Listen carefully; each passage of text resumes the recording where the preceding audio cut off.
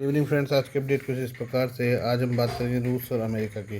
रूस के राष्ट्रपति व्लादिमीर पुतिन शुक्रवार को अमेरिकी राष्ट्रपति डोनाल्ड ट्रंप से मुलाकात करेंगे, तो इस पर दुनिया की नज़र होगी। ट्रंप दूसरी बार प्रेसिडेंट बनने के बाद पहली बार पुतिन के साथ आमने सामने बैठकर बात करेंगे।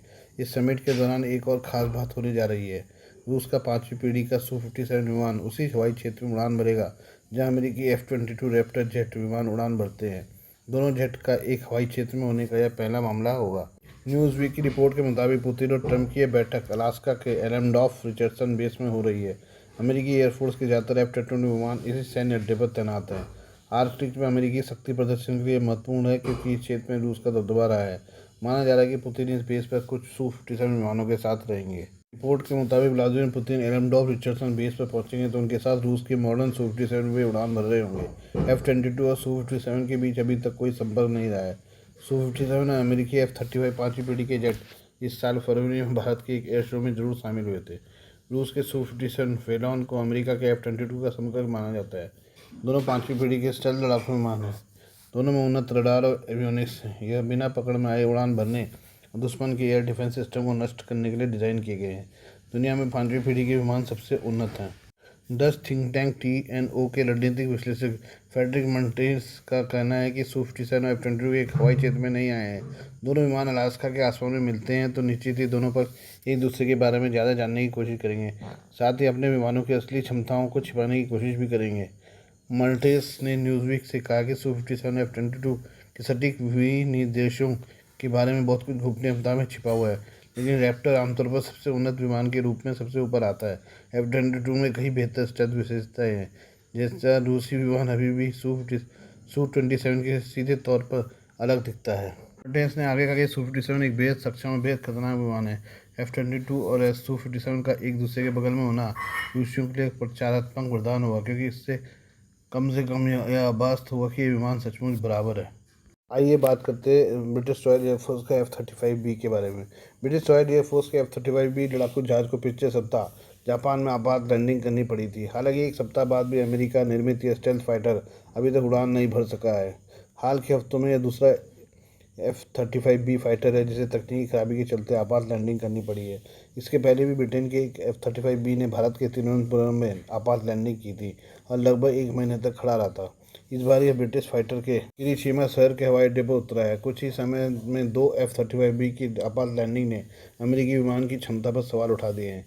रिपोर्ट के अनुसार रॉयल नेवी के विमान वाहक पोत HMS प्रिंस ऑफ वेल्स से उड़ान भरने वाले F-35B लड़ाकू विमान ने उड़ान के दौरान आई खराबी के चलते 10 अगस्त को सुबह लगभग 11:30 बजे लैंडिंग की थी। पायलट के पूरी तरह ठीक होने की बात कही गई, लेकिन कागोशिमा से आने जाने वाली 6 उड़ानों में देरी होने की बात कही गई। विमान को रनवे से हटाकर टैक्सीवे पर ले जाया गया है। हवाई अड्डे पर अभी भी इसकी सही स्थिति ज्ञात नहीं है। द वार जोन TWZ से ब्रिटेन के रक्षा मंत्रालय ने बताया कि विमान अभी भी जापान में खड़ा है। हालांकि ब्रिटिश रक्षा मंत्रालय ने विमान में आई तकनीकी समस्या के बारे में कोई जानकारी नहीं दी है, लेकिन बताया कि यह क्रूज में पहले आई खराबी से जुड़ा नहीं है, जिसके चलते एक अन्य F-35B को भारत में आपात लैंडिंग करनी पड़ी थी। रक्षा मंत्रालय ने TWZ से पुष्टि की है कि रॉयल नेवी और रॉयल एयरफोर्स के इंजीनियरों ने विमान की पड़ताल की है और पार्ट्स का इंतजार किया जा रहा है। इसके बाद ही इसकी मरम्मत की जा सकेगी। F-35 के पुर्जों की वैश्विक आपूर्ति श्रृंखला पर पहले भी सवाल उठते रहे हैं। ब्रिटेन के साथ ही अमेरिकी मरीन कोर्प्स और जापान दोनों के पास F-35B फाइटर हैं। आइए हम बात करें टीवी एक्ट्रेस दीपिका कक्कड़ की बीमारी के बारे में। TV actress Deepika Kakkar stage 2 liver cancer से जंग लड़ रही हैं। कुछ दिनों पहले हुई 14 घंटे की सर्जरी में उनके लीवर का एक हिस्सा निकाला गया था। अब हाल ही में दीपिका कक्कड़ ने अपनी सेहत से जुड़ा अपडेट दिया है। उन्होंने बताया कि वह इन दिनों हेल्थ से जुड़ी कुछ परेशानियों से जूझ रही हैं। उन्होंने कहा कि टारगेटेड थेरेपी के चलते उन्हें बाल झड़ने और शरीर पर रैशेज की समस्या हो रही है। दीपिका ने अपने एक ब्लॉग में बताया कि उनकी हेल्थ के लिए कुछ ट्रीटमेंट और थेरेपी चल रही है। इस थेरेपी के साइड इफेक्ट में हेयर फॉल, स्किन रैशेज शामिल है। उन्होंने कहा कि मैं अब डॉक्टर के पास जाने से भी डरने लगी हूँ, क्योंकि हर बार कुछ नया हेल्थ इश्यू सामने आ जाता है। दीपिका ने माना है कि यह उनके लिए मानसिक रूप से भी चुनौतीपूर्ण समय है, लेकिन वह सकारात्मक बने रहने की कोशिश कर रही हैं। दीपिका कक्कड़ ने आगे बताया, मैंने डॉक्टर्स को अपनी चिंताएं बताई। मेरी नाक और गले की समस्याएं, अल्सर और तेली पर चकते, ये सब उस दवा के साइड इफेक्ट है जो मैं टारगेट थेरेपी के लिए ले रही हूँ। अगर सूजन बहुत ज़्यादा बढ़ जाए तो इन साइड इफ़ेक्ट को ठीक करने के लिए मुझे दवाएं दी गई हैं। टैबलेट की वजह से मेरे बाल भी झड़ रहे हैं। यह साइड इफ़ेक्ट सिर्फ 10% लोगों में होता है। और मैं भी उनमें से एक हूँ, लेकिन मुझे शिकायत करने की कोई बात नहीं है कि दवा लेना ज़्यादा ज़रूरी है। उन्होंने कहा, महीने मेरी सर्जरी को 3 महीने हो जाएंगे और मेरा पहला स्कैन होगा। कृपया प्रार्थना करें कि सब ठीक हो। मुझे आपकी प्रार्थनाओं की ज़रूरत है। टारगेटेड थेरेपी क्या है? यह एक मेडिकल ट्रीटमेंट जो शरीर के किसी विशेष हिस्से या बीमारी के कारण बनने वाले विशिष्ट सेल्स या प्रोटीन को टारगेट करता है। इसका इस्तेमाल आमतौर पर कैंसर, ऑटो इम्यून डिजीज़ या क्रोनिक कंडीशन में किया जाता है। साइड इफ़ेक्ट्स में थकान, hair fall, skin rashes, immune system कमज़ोर होने जैसी समस्याएं हो सकती हैं। दीपी का कहना है कि मानसिक रूप से स्ट्रांग रहना भी जरूरी है ताकि हेल्थ जर्नी आसान हो सके। ये बात करें भारत अमेरिका की। भारत अमेरिकी संबंधों में टैरिफ वॉर और पाकिस्तान से आती परमाणु धमकियों के बीच प्रधानमंत्री नरेंद्र मोदी अगले महीने अमेरिका का दौरा करने वाले हैं। यह यात्रा न केवल संयुक्त राष्ट्र महासभा UNGA में भारत की आवाज़ बुलंद करने के लिए अहम होगी, बल्कि व्हाइट हाउस में अमेरिकी राष्ट्रपति डोनाल्ड ट्रंप से तनावपूर्ण रिश्तों को संभालने का भी एक मौका होगी। सूत्रों के मुताबिक PM मोदी इस मंच से पाकिस्तान सेना प्रमुख असीम मुनीर की हालिया परमाणु की दरभपी का कड़ा जवाब भी दे सकते हैं।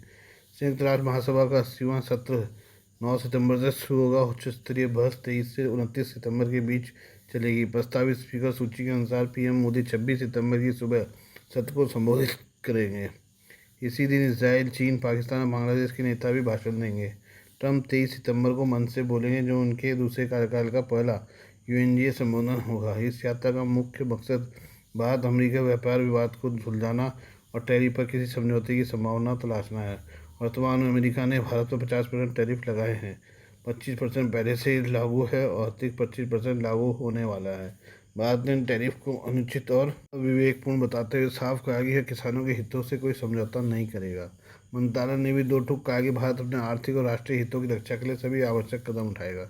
इस पृष्ठभूमि में पाकिस्तानी सेना प्रमुख मुनीर का हालिया अमेरिका दौरा और वहाँ से दी गई परमाणु हमले की धमकी ने स्थिति को और संवेदनशील बना दिया है। भारत पहले ही स्पष्ट कर चुका है कि वह न्यूक्लियर ब्लैकमेल के आगे नहीं झुकेगा और अपनी सुरक्षा के लिए सभी कदम उठाएगा। PM मोदी की यात्रा न केवल आर्थिक वार्ता बल्कि सुरक्षा और रणनीतिक मुद्दों पर भी निर्णायक साबित हो सकती है।